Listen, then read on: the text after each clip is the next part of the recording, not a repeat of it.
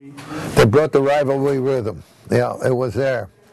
And then when free agency started to come in, then a lot of the guys coming here, we had to explain to them the relationships that we have with the Giants, that the rivalry was still going, and they had to dislike the Giants like the rest of the guys.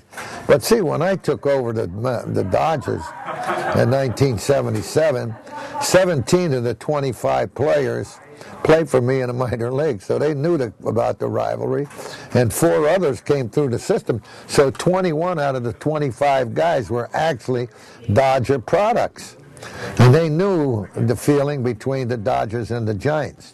But later on, when free agency and those other guys coming from other organizations, they didn't know what that rivalry was like.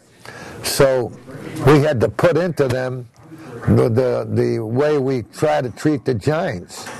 We wanted to beat them real bad. We didn't have much to do with them.